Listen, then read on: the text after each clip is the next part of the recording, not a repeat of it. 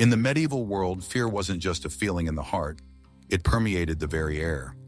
Life was overshadowed by the specter of disease, where every cough seemed a threat of judgment, and superstitions carved the world into signs and omens. Here, death lingered in whispers echoing through dirt lanes and stone churches, where sermons painted vivid, macabre visions of hellfire and eternal torment. The scent of incense mingled with the stench of sickness, marking souls as sinners or saints. As the black-cloaked figures of the Black Death claimed lives indiscriminately, the belief in the tangible presence of Satan was as real as the cold earth underfoot. Embark on a journey into the shadows of the medieval era, where fear was as widespread as the air they breathed. Life then was a constant confrontation with disease, divine judgment, and an unpredictable afterlife. For those who lived centuries ago, fear shaped every aspect of existence. It wasn't an abstract concept, but profoundly tangible, fueled by the ever-present threats of disease and famine. These harsh realities fostered a heightened awareness of mortality, with every natural disaster perceived as a divine test or punishment. Disease was a formidable specter, an ever-present threat that haunted the lives of medieval people. Lacking an understanding of germ theory, illness was often attributed to malevolent forces or seen as a manifestation of divine wrath. The frequent outbreaks of sickness, accompanied by horrifying mortality rates, fostered a pervasive fear that left no corner of society untouched. The plague was particularly terrifying, indiscriminately decimating populations and leaving behind a trail of desolation, fear, and grief. In this world, a fevered brow or a fit of coughing was seen as a potential precursor to death, stirring visions of an afterlife teetering between heaven and hell. The church, wielding immense power, dominated every facet of medieval life, reinforcing the omnipresence of divine judgment. Every word, thought, and deed was scrutinized through a lens of potential sin, with the unshriven heavily burdened by the weight of their conscience. This incessant dread of divine judgment was a constant refrain in the sermons and art of the time. From Dante's vivid depictions of hell's torments in the Inferno to grotesque hellscapes painted in churches, the message was clear. Life was a test, and eternal fate hung in the balance. This fear of divine wrath was a powerful deterrent and an essential part of spiritual life, compelling individuals to navigate their existence with acute awareness of their spiritual destinies.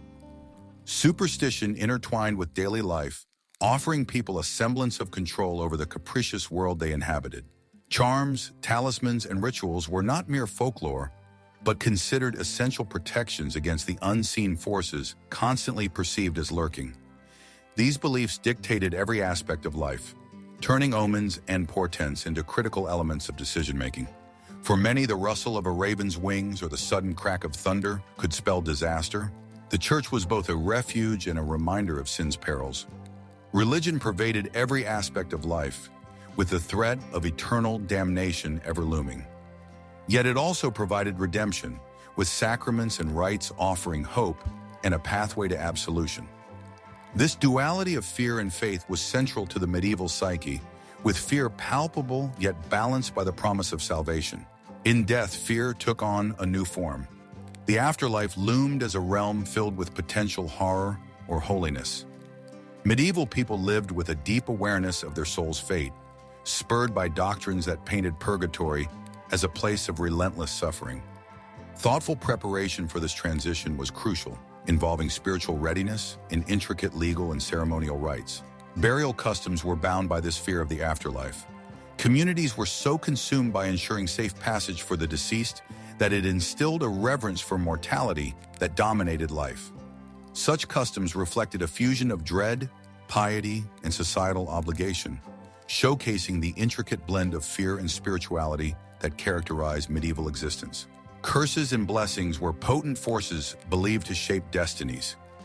Curses were viewed as destructively real, while blessings were coveted. In a world where the line between the natural and the supernatural blurred, these elements held powerfully tangible influences over personal and communal life. Charms and curses became instruments of divine favor or retribution, impacting relationships and social structures. The physical landscape itself evoked a sense of fear and reverence. Dark forests and isolated hills were viewed as domains of sinister forces, while sacred sites like churches stood as gateways to divine power. The presence of gargoyles and crypts in religious structures served as dual reminders of mortality and religious devotion. The medieval built environment thus embodied a convergence of sanctuary and foreboding. Imagination added another layer to their fears. Supernatural creatures like griffins and dragons roamed both within stories and their collective psyche. These beasts served as metaphors for life's unpredictability, their place in bestiaries cementing them within the medieval consciousness as symbols of moral lessons. As we peel back the layers of medieval fears, their enduring legacy becomes evident. While much was born of ignorance and hardship, echoes of these fears continue to reverberate. Even today, themes of divine judgment, existential dread, and moral consequence remain, reminding us that despite progress, some fears are timeless.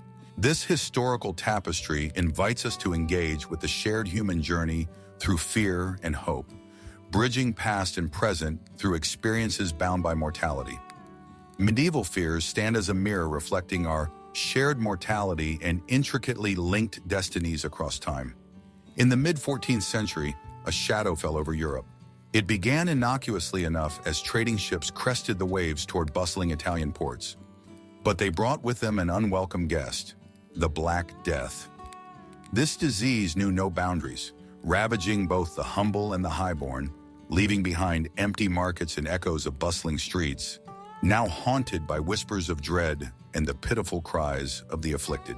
Scholars and chroniclers of the time, their minds steeped in tradition and beliefs, grasped for understanding but could only point to a darkness that defied comprehension, suggesting in grim consensus that Europe had come under siege by forces beyond sight or ken. In a landscape already painted with fear, theories flourished. Some believed the scourge to be divine wrath, unleashed for sins unconfessed, while others whispered of deadly miasmas drifting through the streets unseen. Fear fed superstition, creating a cycle of paranoia that split tightly knit communities into islands of isolation, each seeking to fend off an enemy they couldn't see. Ironically, as individuals prayed for collective salvation, division crept in, manifesting humanity's enduring struggle against the unknown. Traveling along trade routes, the plague wove itself into the fabric of Europe with formidable speed. Carried by merchants and pilgrims alike, towns became grim milestones in its journey, each a waypoint marked by shadows and silence. The contagion respected no boundaries, neither walls nor social status halting its grim advance. Lives, economies, and communities crumbled under its inexorable weight, transforming bustling centers into ghost towns and once thriving fields into barren soil. With the plague's devastation rose a strange mix of despair and newfound liberty. Survivors, having witnessed societal order erode, embraced moments of unprecedented egalitarianism as the entrenched hierarchy struggled to retain control in this new, uncertain dawn. The symptoms of the Black Death were a living nightmare. Buboes, swollen and blackened, heralded the onset of death.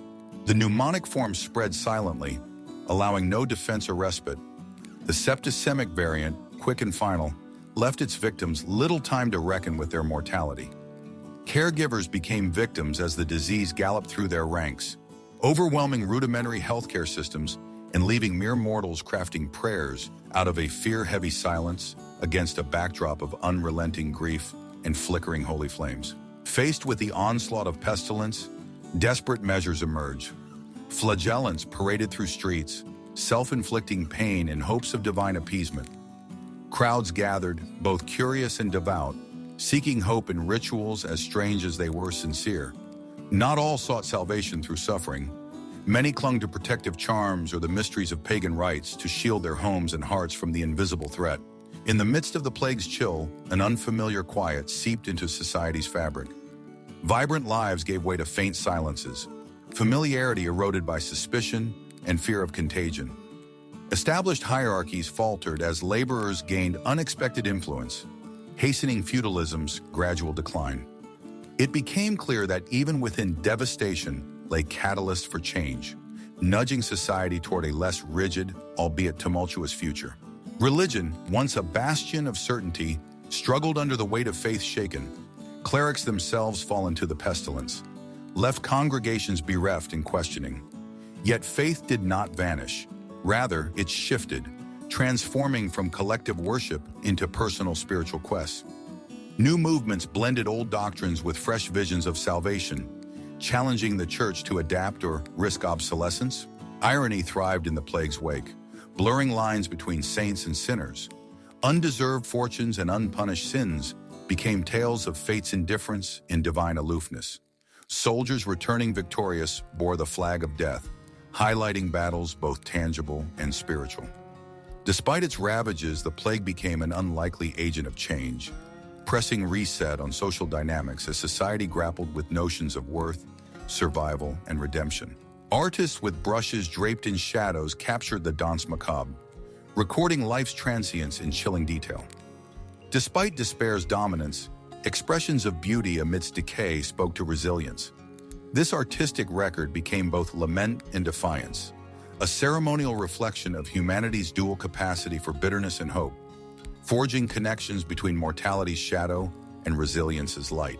The Black Death's echoes lingered long after its last wave retreated, a grim tutor whispering lessons of adaptation and rebirth. Change took root from its ashes, accelerating shifts in social, economic, and medical spheres. The plague cautioned and compelled, ushering in opportunities disguised as devastation, nurturing new branches of thought unshackled by tradition, hinting at vistas beyond mere survival. In the end, where the Reaper retreated, humankind stood on transformed ground, reconciling with mortality's terms. Humanity acknowledged shadows that yet lingered, and from this solemn acceptance, it crafted futures alive with grace and tenacity, sowing seeds for a new chapter, born from the twilight of a world both ended and remade. In the medieval world, the devil wasn't just an abstract symbol of evil. He was as tangible as the stones beneath one's feet, every bit as menacing as any physical threat. Sermons painted him as a sinister force, lurking just beyond the edges of everyday life, his whispering influence entangling the mundane in webs of sin and damnation. Superstition and paranoia flourished under the clergy's watchful gaze, seeing Satan's hand in every misfortune. From failed crops to household illnesses, children grew up on cautionary tales, not of gentle fairy tales, but of Satan's insidious ways, their innocence tethered by tales of temptations, even in the guise of unattended toys or candy.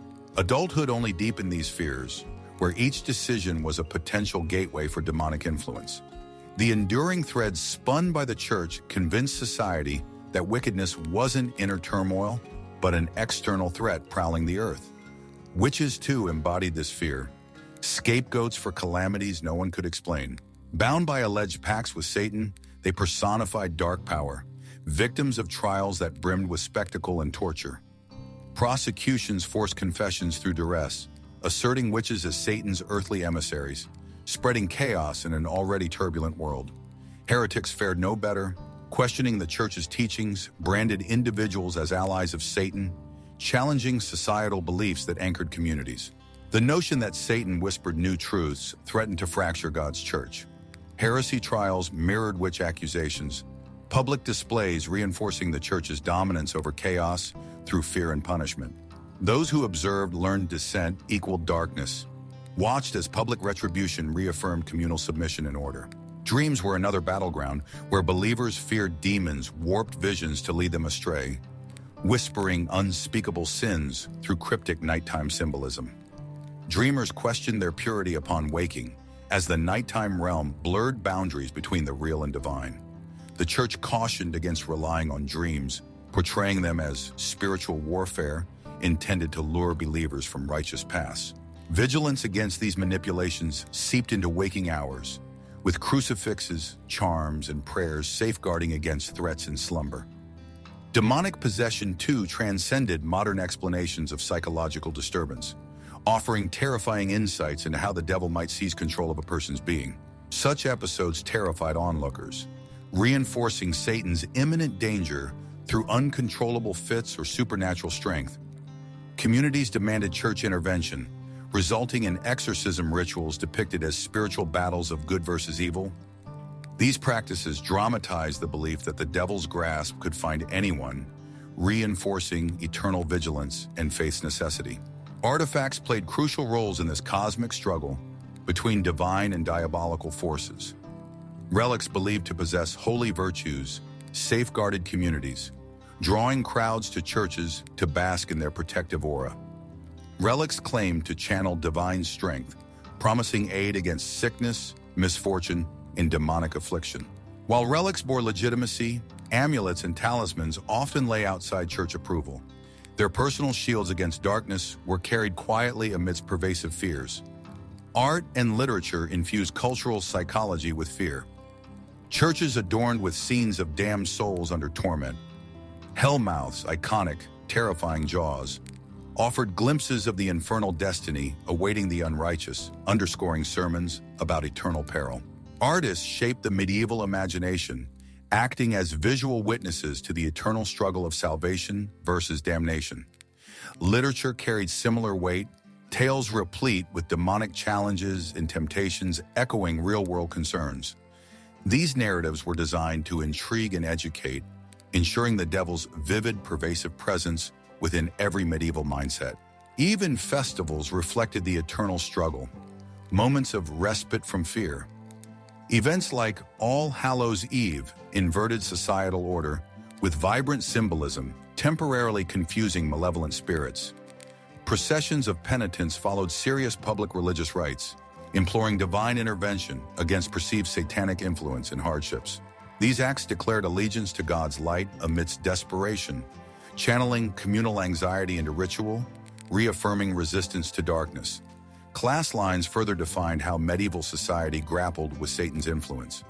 For nobility, demonic manipulation threatened court intrigue, prompting donations to monasteries or commissioning holy works as spiritual redress for indulgences.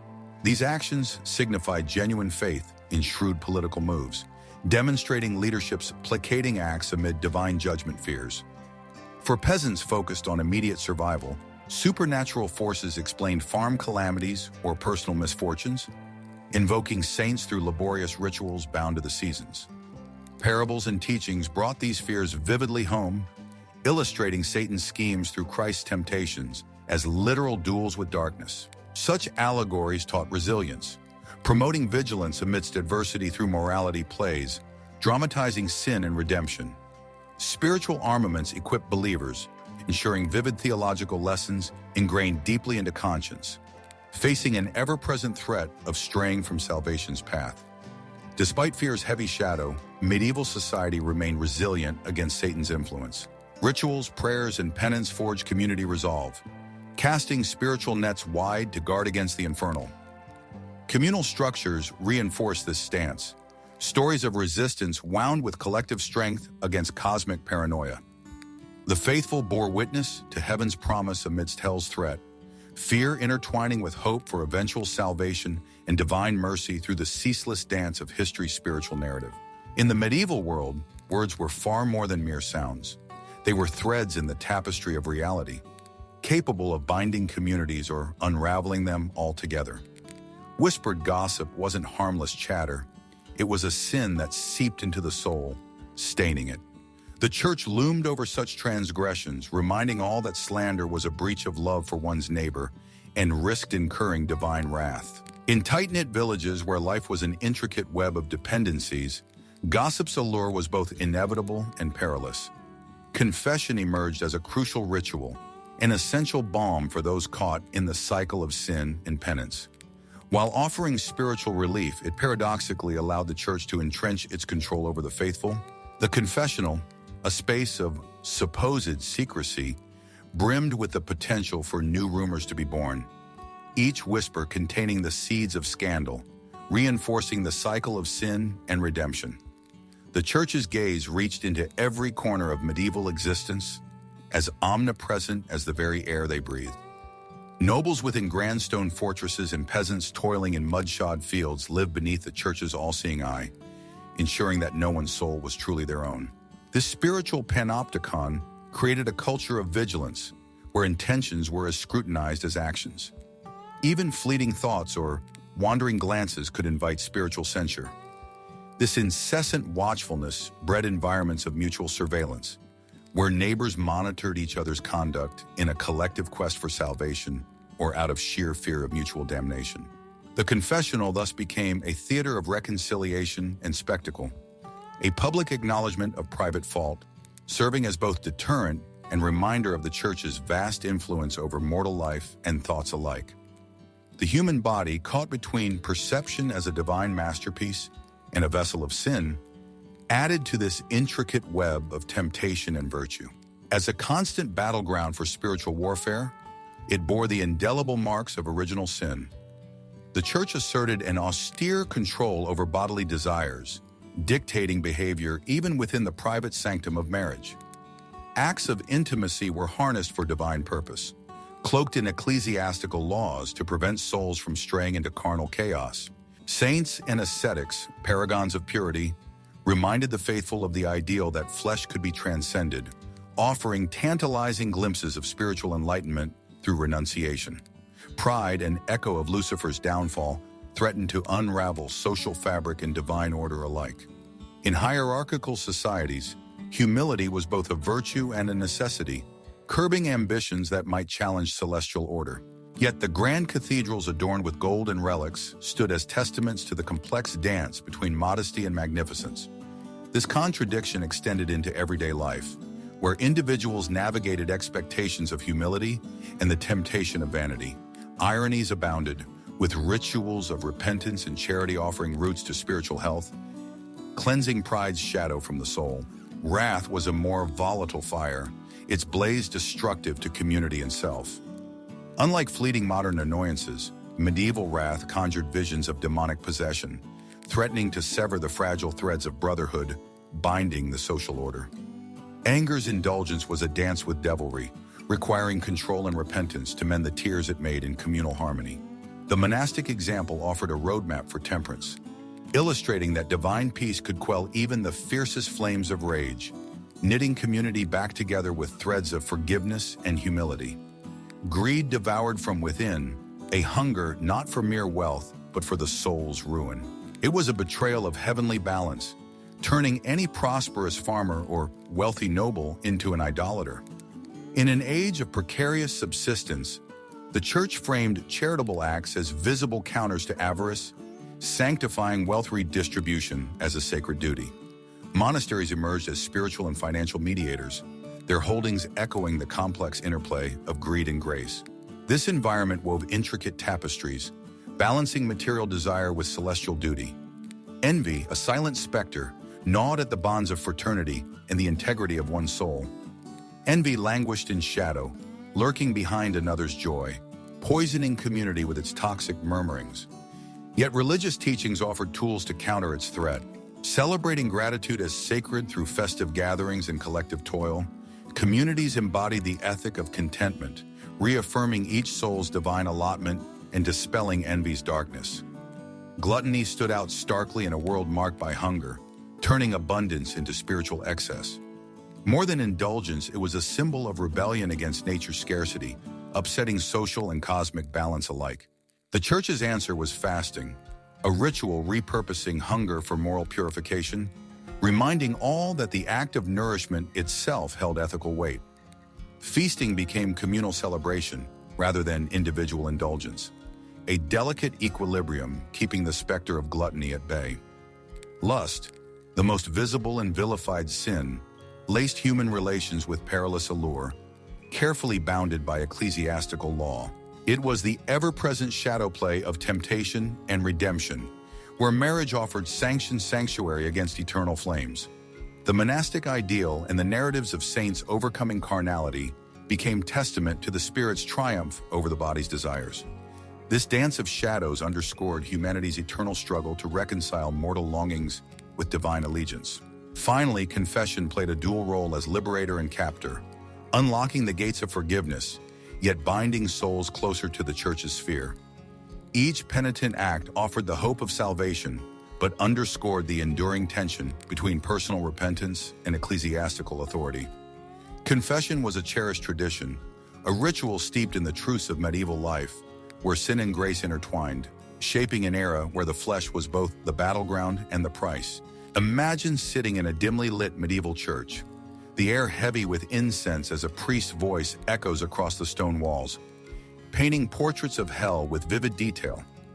For those gathered, unversed in scientific rationale and steeped in parables, the preacher's descriptions of eternal flames and sharp stakes impaling sinners for thirst and decadence were real and immediate. These fiery sermons were more than mere words. They became vivid, living nightmares meant to steer souls from the brink of eternal damnation. Even as folly might provoke a smile today, back then it served a critical role in moral navigation. Artists and theologians conspired to make these visions tangible. Church walls bore frescoes depicting unspeakable torments, worms devouring the eyes of the lustful, sinners submerged in boiling pitch, reinforcing the sermon's grim lessons. The imagery wasn't simply decorative, but instructional, resonating with a population largely illiterate. Faces contorted with horrors reflected moral labyrinths, turning religious spaces into haunting galleries of consequence. Within this blend of word and image, the medieval psyche was primed, gripped by both fear and the desperate hope of redemption. Sermons themselves, crafted with both poetic flourish and raw terror, aimed to instill a visceral dread of sin's wages. Fire and brimstone served as the preacher's palette to transform simple gatherings into cathartic immersion. Voices ranged from hushed ominousness to thunderous proclamation, describing the damned flogged by demons or shackled eternally in chains. These depictions were considered unassailable truths, drawing straight lines from apostolic instruction to the medieval ear. Yet this fear mixed with hope, for hell was always juxtaposed against the shining salvation of heaven, each path open to individual choice. In the medieval imagination, hell was as cacophonous as it was fiery. The groaning damned, rattling chains, and ceaseless screams all formed an unbearable symphony, a metaphor for the soul's inner chaos. Daily sounds, be they the tolling bells or bustling marketplaces, were life's music. The reality of hell's noise resonated with daily experience, rendering it a relatable terror. Gregorian chants contrasted this horror, symbolizing a heavenly peace unreachable by the soul stuck in hell's discord. Hellfire, beyond pure terror, served an educational purpose. Children absorbed tales where innocuous infractions led to infernal punishments, guiding tiny feet along paths deemed righteous. From murals to plays, hell was an educational tool, fear a component of medieval upbringing as foundational as learning to walk. Society absorbed this narrative, largely unequipped to read, but equipped to feel and remember through sensory engagement. These learning methods permeated cultural structures, cementing a worldview where morality, underlined by fear, was taught communally. The devilry of hell was known in disturbing detail. Artists and writers lingered on specifics, indicating sins with tailored punishments. The gluttonous, starving eternally, liars drowned in seas of deceit. This deeply personal resonance connected individual sin with grotesque consequence, a strategic maneuver mapping morality with personalized transgressions. Hence, hell was not random chaos, but meticulously organized, each torment a bespoke reminder of moral failings. By instilling this deeply personal aspect, the Church framed life as a series of choices with eternal weight. To the medieval soul, life was a pilgrimage, with death not an end, but a treacherous turning point. Holy site journeys were preludes to the soul's ultimate destination, between salvation or damnation. Religious texts depicted this journey fraught with peril, hell lurking as a backdrop to earthly decisions. This spiritual pilgrimage influenced life's trajectory, prompting vigilance against spiritual bandits along life's road. Hell loomed as both a destination for failures and a moral compass guiding righteous living. For some, the anchorites, the threat of hell inspired strict asceticism. These devoted lives within cells aimed at spiritual purity, rehearsing death to avoid a hellish fate. Their existence mirrored medieval fears and faith, offering lives stripped of worldly distraction in exchange for spiritual girding. Anchorites faced hell's specter head-on, internalizing imagined torments to shield against temptation. Their wisdom was sought after, embodying a profound dedication to salvation amidst worldly sin. Stories like Dante's Inferno vividly etched hell into cultural literacy. Dante's mapped underworld intertwined theology with storytelling, blending morality and entertainment. Epic tales transformed sermons into experiential narratives, offering medieval audiences parables layered within engaging plots. Through these narratives, hell's imagery transcended dogma, rooting itself in the collective consciousness, blending church orthodoxy with visceral folklore. Death was neither abstract nor distant. It daily brushed against medieval life's fabric. Artistic depictions like the Danse Macabre served as grim memento mori, ubiquitously reminding of life's fragility and the judgment that followed. Death rituals, prayers for the dead, and memento mori underscored divine accountability.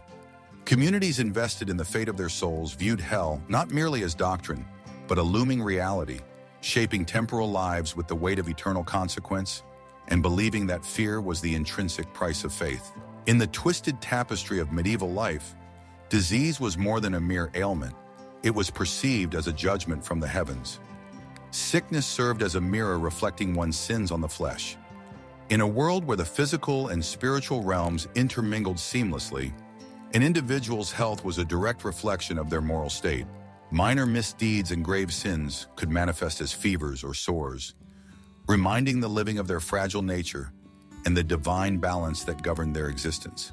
The idea that one's spiritual decay could ripple outward, affecting families and communities, wove a tight, vigilant web across villages and towns. Biblical law breathed life into this perception. Tales of plagues and diseases as divine reprimands supporting the belief. Leprosy stood as a particularly feared specter, believed to mark sinners spiritually as they decayed physically.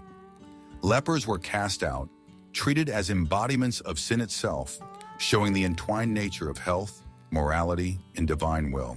The plague, especially the terrifying shadow of the Black Death, mirrored the collective sin of communities, seen as a wrathful God wiping his slate clean.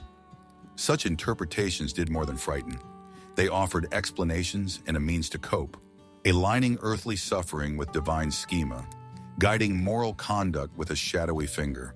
Leprosy embodied divine retribution, its physical marks perceived as stamps of internal corruption. As Hansen's disease scarred and disfigured, medieval society saw it as moral failure brought to light. Lepers, exiled to desolate colonies, represented the stark boundary between health and sin. The church, with its solemn rituals like the leper's mass, declared sufferers dead to the world, intertwining spiritual lack with social isolation. Yet in this stark condemnation, the afflicted occasionally found charity, a chance for the pious to reflect on their own sins through acts of mercy, revealing the complexity of health and spirituality. The Black Death consumed Europe in the 14th century, a monstrous testament to divine displeasure that devastated cities and villages alike. It tore through the social fabric with indiscriminate ferocity, spurring fevered religious processions.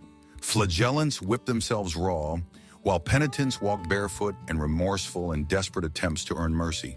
Wicked society, it seemed, had stirred God's wrath, and whispered prayers filled churches as the faithful sought deliverance. Yet this dark age of despair also fueled paranoia, igniting injustices against Jews and suspected witches, fueling fires born of fear. In this era devoid of modern understanding, healing was as much a spiritual endeavor as a physical one. Remedies were steeped in faith, with pilgrims flocking to sites housing sacred relics said to heal. Prayers rivaled herbs and bloodletting as treatments, each intertwining the divine with the physical. Relic shrines, such as those honoring Saint Roch, swelled with hopeful souls seeking both bodily cures and spiritual redemption. Pilgrimages offered dual salvation, journeys of faith transforming personal strife into spiritual surrender. Bloodletting emerged as a widespread practice rooted in ancient humoral theory, seen almost as a sacred cleansing rite. The practice, both medical and mystical, aimed to restore balance among the body's humors: blood, phlegm, yellow bile, and black bile.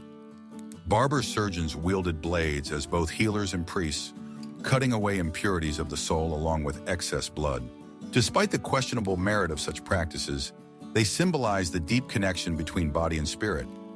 Superstition infused medical understanding, and charms and rituals wove a safety net against the intangible forces that governed health.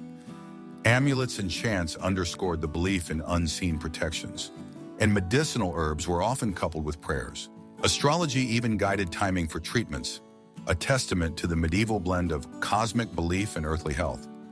These practices, dismissed by modern rationality, were essential to those who dwelled under the specter of death, offering a measure of control in an uncertain world.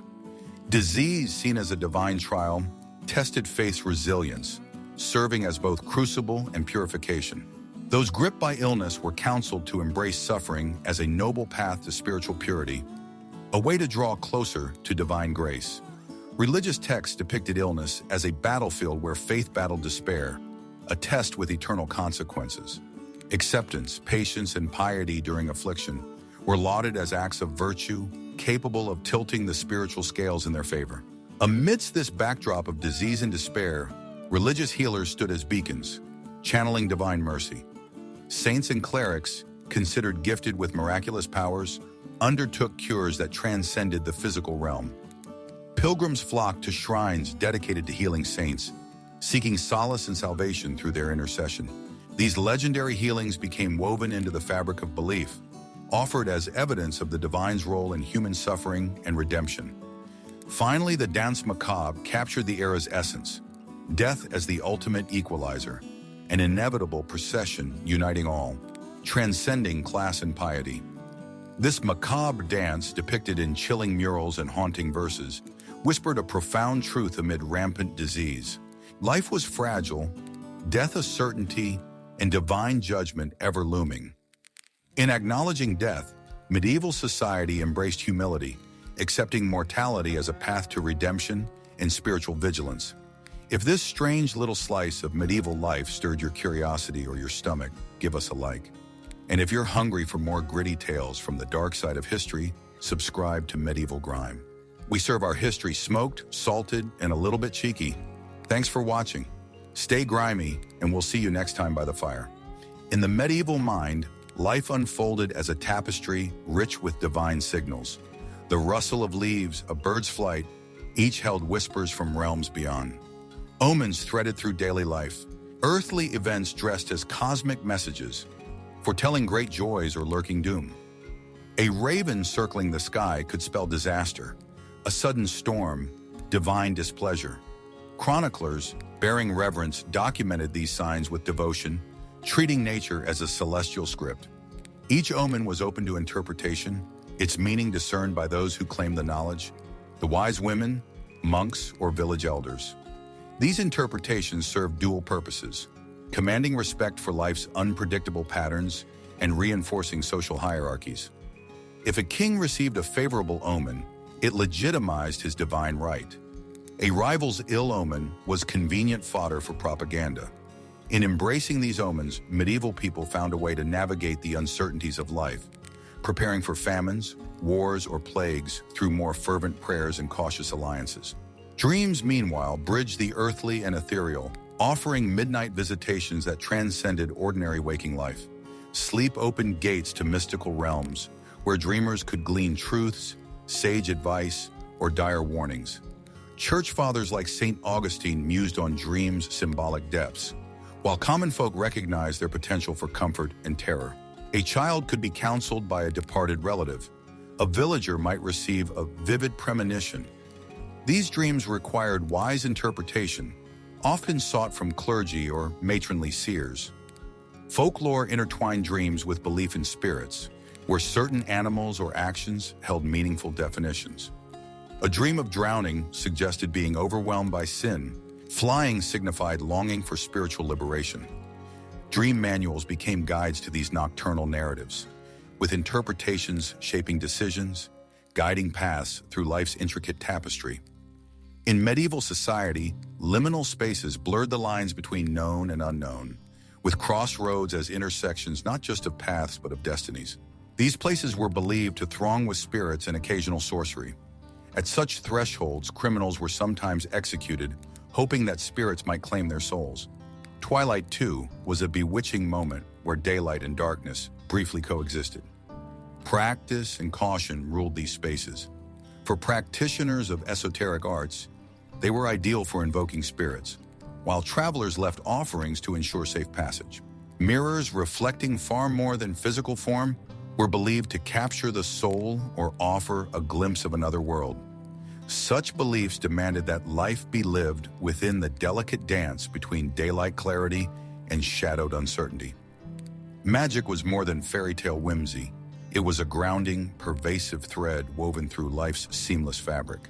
It differentiated into realms of natural magic, the earthy domain of plants and herbalists, and demonic magic, dangerously near heresy.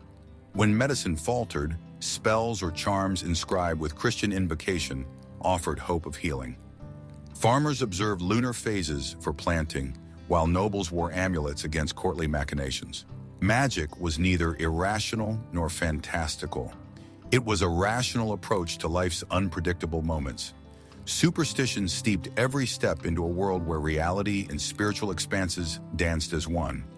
Ordinary encounters blurred with extraordinary possibilities. Place and action felt painted with divine or devilish strokes. Communities recorded mysterious occurrences in official roles and resolved disputes with one eye fixed on superstitious sway. Nature joined in this chorus, with events interpreted as divine or infernal expressions.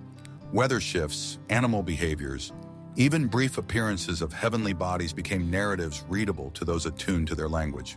Such signs forged a triad of understanding between people, land, and the spiritual realm. A triad vital in determining agricultural cycles, economic strategies, and ceremonial practices.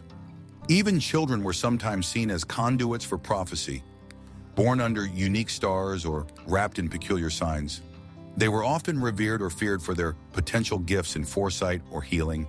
These children sparked local lore, standing as living tales of human-divine interplay, embodying the celestial intertwined with the everyday. Ghostly visitations added another uncanny layer. The dead visited the living through dreams or eerie encounters, bearing messages or pleas from purgatory. These spectral appearances weren't just stories for long-haunted nights, but tangible events documented by church records and personal testimonies. They reinforced a belief in an economy of souls, alive with exchange between the mortal and eternal. Even the gentle space of water, pools, wells, streams, housed reflections and whispers of otherworldly presences. Tales of water scrying filled folk traditions, where individuals sought guidance or insight from reflective depths. These encounters whispered not only community practices, but also personal rituals, drawing individuals into introspection beneath star-kissed skies. Living in this medieval world meant navigating a realm richly inhabited by symbols and signs. Each decision, enveloped in this cosmic weave, attained a purpose threaded with faith and caution. Medieval people embraced tales spun from nature and superstition, their lives a colorful dance against a backdrop of mysteries, welcoming an array of divine truths ever sought and warmly embraced. In medieval times, laying the dead to rest was an urgent necessity. With death stalking every corner, graves were dug shallow and families acted quickly, ensuring the departed found peace. This urgency was woven into the fabric of superstition.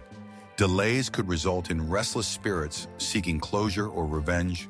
The practical necessity of swift burials was driven by the fear of disease and the pressing need to contain any contagion the deceased might have harbored. Burials, often conducted within a day, wrapped in simple shrouds, were matters of respect and survival, intertwined with spiritual caution. The church played a pivotal role. Guaranteeing these rites were performed with sanctity, imbuing the ground with spiritual authority, and shielding the living from the menacing possibility of the restless dead. Swift burial wasn't just a ritual, it was a fight against death's disruption. Every soul not properly settled risked becoming a revenant, a soul trapped in limbo, haunting those who neglected the sacred ceremonies. Confession and absolution were seen as crucial to a good death, providing purification of the soul to ensure an unburdened passage to the afterlife. Without them, souls risked becoming unshriven, trapped and tormented, wandering between worlds. Such spirits became cautionary figures, their stories serving as moral parables, emphasizing righteous living and diligence in spiritual duties. Encountering an unshriven spirit invoked a mixture of fear and pity, as these ghosts were reminders of promises broken and debts unpaid, reaching out to the living for redress. These tales weren't merely supernatural anecdotes. They highlighted a deeply human element, illustrating that neglecting obligations to the dead could disrupt the fragile order of life. Cemeteries, with their dual role as sanctuaries for the dead and contemplative spaces for the living, inspired both awe and fear. By day, churchyards seemed serene, shadowed by memories of loved ones resting under the watchful eyes of saints. Yet come twilight, they transformed into realms of terror, whispering of spirits seeking final rites long forgotten. The cemetery's uneven mounds and headstones cast eerie shadows, igniting imaginations with thoughts of spirits stirring. These spaces were considered threshold zones, neither wholly of the earth nor entirely divine, prompting cautious respect. Crossing their boundaries at night without the church's blessing was a risk not taken lightly. Ghostly legends proliferated in medieval society, weaving spectral tales into communal narratives across generations. Stories of ghostly nights, banshees, and spectral processions enriched local lore, serving as warnings and cultural lessons. These tales, shared around hearths, helped communities confront shared anxieties about death and morality, reinforcing the understanding that life was temporal. Each haunting tale served to fascinate and admonish, teaching respect for the obligations of the living while highlighting the consequences of unmet promises. It was within these narratives that listeners encountered a world where boundaries between life and death were thin, connecting them to a collective identity through eerie storytelling. Superstitions surrounding death influenced burial practices, architecture, and spiritual beliefs. Medieval Europe's intricate beliefs colored every aspect of life, especially death's rituals. Fear that the dead might return with unresolved grievances dictated protective measures. Coins on eyes, rosemary sprigs for warding, and graves aligned eastward to face Judgment Day. These acts intertwined with spiritual practices, solidifying rituals as sacred protections for all souls involved. Church architecture reflected this understanding with intricate iconography and stonework that warded off spirits while celebrating divine protection. The fear of revenants, angry spirits rising to seek revenge, mandated vigilance. Revenants were seen as corporeal entities, hostile due to improper burials or grievances with the living. Communities enacted rituals to ensure these beings remained in their graves, posting vigils or taking extreme measures like exhumation. These vivid accounts underscored community efforts to maintain a balance between acknowledging death's power and asserting life's dominion, reflecting a deep-seated vigilance born out of fear and respect for the spiritual harmony rituals could maintain. The medieval church offered solace and protection against these spectral threats, utilizing ritualized exorcisms to guide wandering spirits to peace. These practices involved holy water, prayers, and oils, speaking to the church's role as both protector and advisor in providing such structured interventions. The church reassured communities of divine assistance, embedding intangible fears within theological frameworks and reflecting a cosmic struggle between good and evil. Personal amulets and charms were integral to the common folk's defense against restless spirits, blending folk wisdom and church authority. From blessed beads to herbal concoctions, these items provided tangible relief in a spiritually volatile world. Medieval people reconciled their fear with creative resilience, melding ecclesiastical doctrine and folklore into personal defenses, reflecting hope and cultural endurance. Even today, echoes of medieval ghost stories persist, reminding us of our enduring fascination with the supernatural. These tales, reborn in literature and film, urge us to consider timeless questions of life and spiritual obligation, offering continuity and caution in a world shadowed by ancient fears. Medieval imagery, like the danse macabre, compels us to reflect on mortality's universality, engaging with narratives that balance reverent fear and spiritual wisdom in an eternal dance of life and death. Medieval folks viewed death not as an end, but as a gateway to a more daunting realm, purgatory. This chilling concept promised that even the faithful, those who avoided hell's inferno, would endure suffering. In this bleak interim, the dead faced torment to cleanse their souls before entering heaven's bliss. Being a good Christian did not spare one from potential centuries of burning. This grim reality suffused medieval life, imbuing it with anxiety and the constant drive to secure intercessory prayers for the departed. For the medieval mind, navigating life was like walking a road paved with fear, seeking any solace to edge closer to salvation. Purgatory was as vivid in the medieval imagination as any earthly town, a crowded place where souls groaned and cried, hoping for earthly intervention to alleviate their suffering. This notion spurred a culture deeply ingrained with prayers, alms, and masses on behalf of the dead, altering personal relationships and community dynamics. These ties of shared suffering meant life and death were forever linked. Actions taken on earth resonated far beyond. Thus, purgatory's power was not just in its torment, but in its ability to bind communities, a significant force in the medieval psyche. The roots of purgatory took hold in the 12th century, evolving from early Christian beliefs and scholars' theological musings. It wasn't just a religious staple, but a solution to a spiritual conundrum. How could imperfect souls achieve heaven? The Church introduced purgatory to offer hope, though it's swiftly filled with nightmare imagery.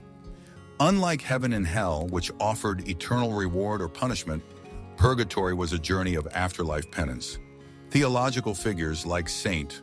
Augustine hinted at it, but it was solidified through church doctrine. Within centuries, purgatory was canon law, a reality cemented in faith, suggesting only the perfectly pure could enter God's domain. In the medieval imagination, purgatory was painted as a realm of flaming infernos, rivers of pus, and landscapes of endless torment. Such images, propagated by church teachings, left a deep impression on the collective psyche. Manuscripts and paintings acted as visual sermons, portraying purgatorial pain with haunting clarity. Disturbing panoramas warned about time stretching endlessly in torment, urging vigilance and preparation for the inevitable.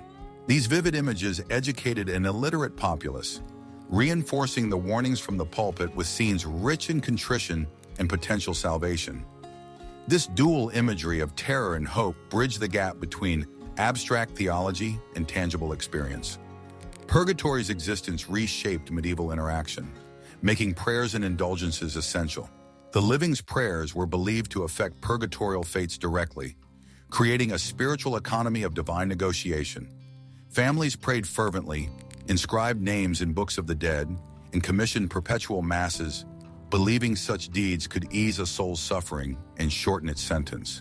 Indulgences offered a way to alter one's afterlife, promising remission for fulfilling church acts like pilgrimages. While indulgences earned criticism, they reflected an entrenched belief in purgatory's purging fires, urging careful consideration of earthly deeds. Medieval literature abounded with tales of purgatory, blurring lines between myth and reality. Visionary journeys through purgatorial realms offered insight into temporal suffering and final judgment.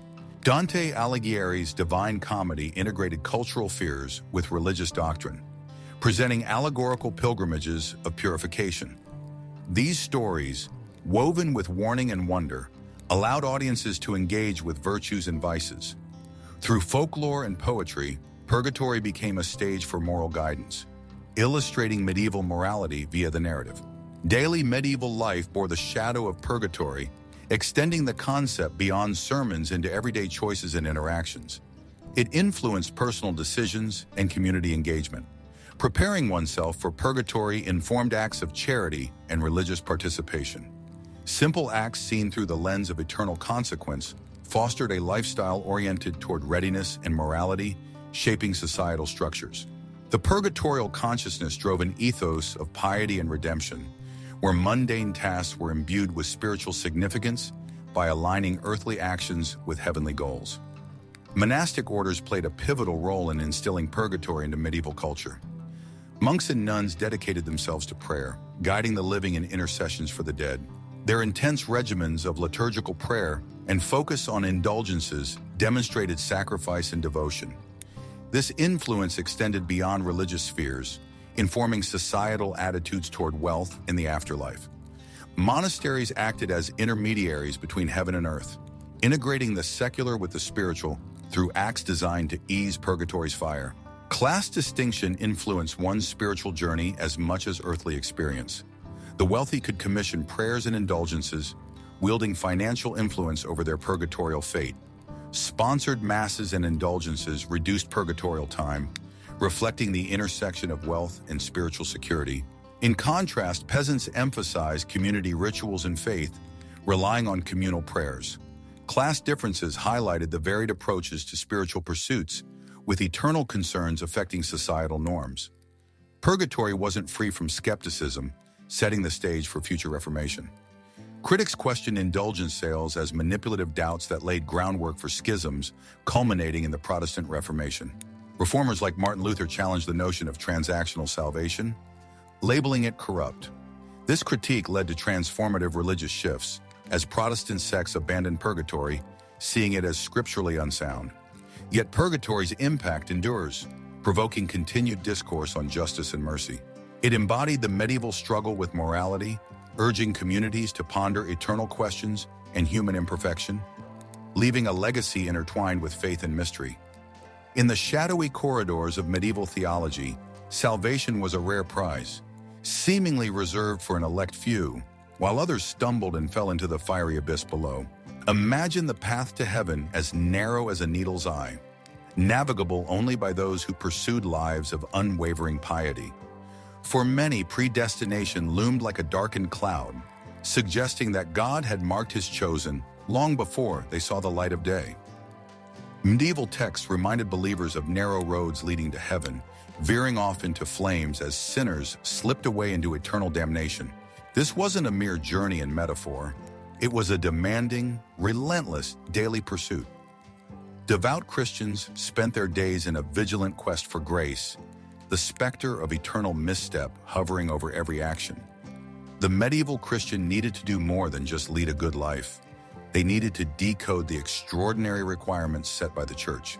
Regular confessions, penance, and stringent adherence to sacraments were necessities rather than guarantees.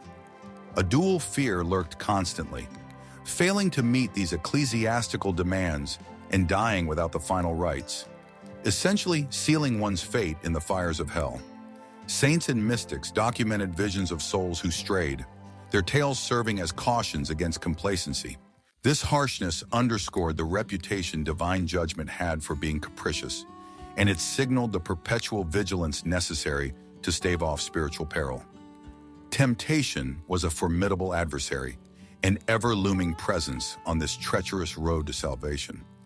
Life itself was a battle against sin, with temptations whispering sweet seductions, easily leading astray even the most sincere believers. Whether it was the flickering attractions of the flesh, the gleam of wealth, or the vanity of pride, these were seen as challenges laid down by none other than the devil. The ability to withstand these tests was essential. Faltering even briefly could lead to dire spiritual consequences.